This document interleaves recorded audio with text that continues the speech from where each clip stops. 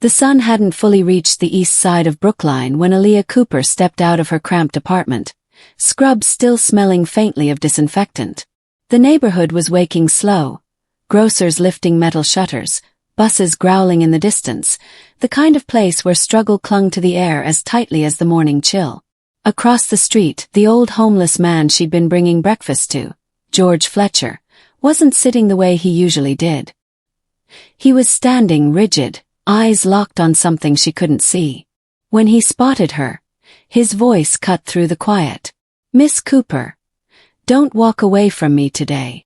She stopped mid-step. His face looked different, alert, almost haunted. "What's going on, George?" she asked.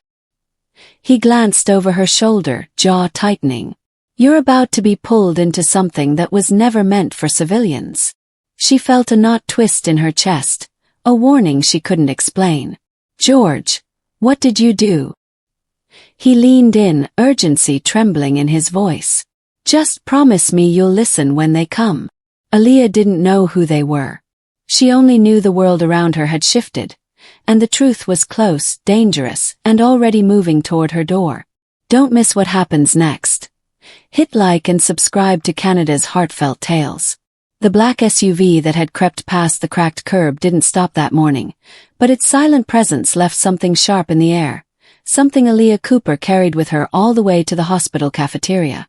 She tried to focus on the trays, the steam tables, the clatter of morning prep, but George's words circled her mind like a warning she hadn't asked for. "You're about to be pulled into something that was never meant for civilians." By noon, she had replayed the moment so many times she barely noticed the supervisor, Mr. Dalton, stepping behind her. He was tall, stiff-backed, and had perfected the talent of speaking to people like they were a nuisance. He watched her scrub a counter with exaggerated disapproval. "You're slow today," he said flatly. "We don't have room for slow." Aaliyah didn't look up. "I'm doing my job." "You're distracted," he snapped. "I don't pay for distracted." "You don't pay enough to own my mind," she muttered before she could stop herself. He stepped closer. "What was that?" She exhaled once, steady. "I'm doing the best I can." His eyes flashed with something meaner than annoyance. "You people always have excuses." The words landed heavy, intentional. She met his gaze, refusing to shrink. "You people. You heard me," he said, not even pretending to hide it. "If you want to keep this job, act like it." Aaliyah lowered her voice, but her anger vibrated. "You don't get to talk to me like that." Dalton leaned in, smiling with his teeth but not his eyes. "The world doesn't bend for you, sweetheart. And nobody here will listen to you over me." He walked away satisfied, leaving the metallic taste of helplessness behind. She almost cried, not from his words but from the echo of what George had said that morning. She didn't know why, but it all felt connected. This city's cruelty, people who thought they could step on those trying to climb, and a strange old man with secrets he carried like scars. That evening, she returned to the bus stop with another paper bag. George was sitting exactly where she'd left him, but his shoulders were tense, his eyes colder than the wind drifting through the broken storefronts. "They were here again," he said softly. "Who were they?" she asked. "Men who think power is the same as ownership," George murmured. "Men who lose their souls keeping secrets." She sat beside him on the curb. "Are they dangerous?" "Yes," he said truthfully. "But they're also sloppy. They think no one will believe a man like me." "And what does that have to do with me?" George looked at her, really looked at her. "You gave someone invisible a name again. That threatens people who rely on shadows." A week later, the warning collided with reality. Aaliyah was rolling a rack of plates when Dalton stormed toward her with the fury of someone who had finally found the excuse he wanted. "Office. Now." He didn't wait for a response. She followed him into the cramped room beside the freezer, where he slammed the door behind her. "You've been talking back. Lacking.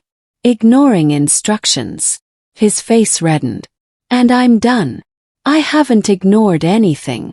He held up his phone. A photo flashed across the screen, Aaliyah sitting beside George earlier that morning, handing him the paper bag. The angle was wrong, too distant.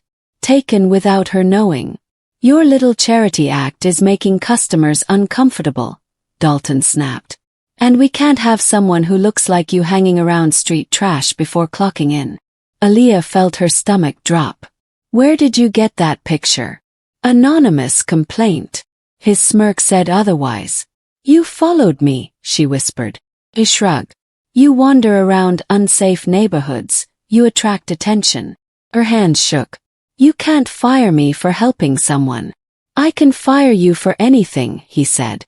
And I just did. He shoved a termination form across the desk.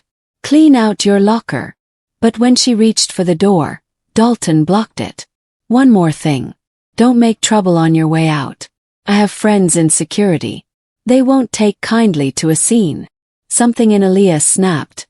Not into rage but clarity. He wasn't firing her because she was late, or distracted, or unfit. He was firing her because it gave him a way to remind her of where he thought she belonged. She walked out without a word. That evening, she went to the bus stop again, tears burning at the edge of her eyes. George noticed instantly. What happened? He asked. I lost my job. How?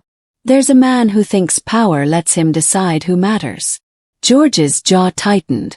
Name. It doesn't matter. George shook his head. Everything matters. That night, for the first time, he told her something real. Not a riddle. Not a half-story. I used to protect people for a living, he said. Not just with weapons. With truth. And truth terrifies men like that. She didn't understand then. But she would. 3 days later, the SUV returned. Fast, decisive. It pulled up beside her building, and 2 men stepped out wearing suits that didn't match the neighborhood. One knocked on her door with the back of his knuckles, firm, official. Aaliyah Cooper? One asked. She froze. Who are you? We're here at the request of Colonel Reyes. We need to speak with you regarding George Fletcher. She hesitated only long enough for fear to flicker, then stepped aside. Is he okay? He's safe, the officer said. But he's asked for your help. My help with what? Exposing the people who silenced him. Hours later, she sat in a federal building far from Brookline, where the air smelled like cold metal and the walls hummed with quiet importance. Colonel Reyes entered the room, a composed woman with gray at her temples and eyes sharp as steel. Miss Cooper, she said gently. George Fletcher survived things no man should survive. And someone in your city has been trying to erase him again. Aaliyah frowned. Erase him how? Your supervisor, Mr. Dalton, Reyes said. He filed false reports about you. He sent doctored photos. He contacted a private firm connected to men we've been investigating. Aaliyah blinked, stunned. Why?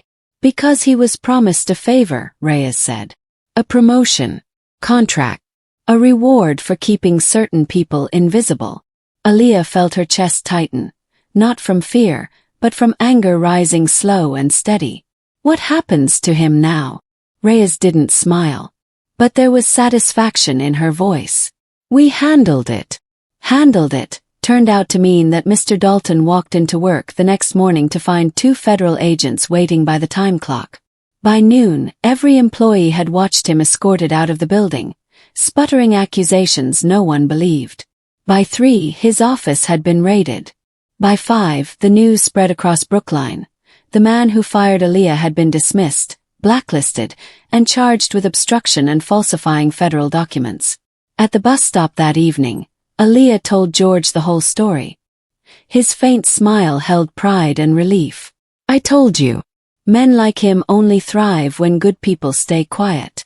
What happens now? She asked. You decide, he said simply. She looked out at the street, the cracked sidewalk, the sleepy storefronts, the same world but not the same girl standing in it. For the first time she felt the weight shift. Not off her shoulders but into her hands. Power, real power, the kind built from truth. And it was hers. The story didn't end here. Not even close. Because as George would soon reveal, Dalton was only the beginning. and the real architect behind the injustice was about to learn that the girl he underestimated was not someone he should have provoked. And that reckoning was coming for him next. When the dust finally settled, Aaliyah found herself back on the same sidewalk where everything had started. The city moved around her the way it always had. Hurried footsteps, rattling buses, conversations drifting past, but something inside her no longer matched the pace of that old world. What happened with Dalton, with the men in the SUV, with George's buried past? It had reshaped her more quietly than fear, more deeply than anger. She realized now that the truth didn't owe anyone permission. It simply waited for the moment someone brave enough would carry it forward. One afternoon, as she headed home from her shift, a young boy paused near her, studying her face like he recognized something he couldn't explain. "Miss, is it true you helped someone nobody else could?" Aaliyah smiled faintly. "I just didn't walk away." He nodded, thoughtful, and ran back to his friends. That tiny moment, simple, unpolished, told her everything she needed to know. The change she'd been dragged into was now something she could choose for herself. Before crossing the street, she glanced toward the brick wall where George used to sit. A stray breeze lifted a scrap of paper across the pavement, catching the light just long enough to create the quiet illusion of a hand tipping an invisible hat. She kept walking, steady, knowing the story didn't end with her, but continued because of her. If this journey moved you, tap like, share it with someone who needs it, and subscribe to Canada's Heartfelt Tales so we can keep bringing stories like this to life.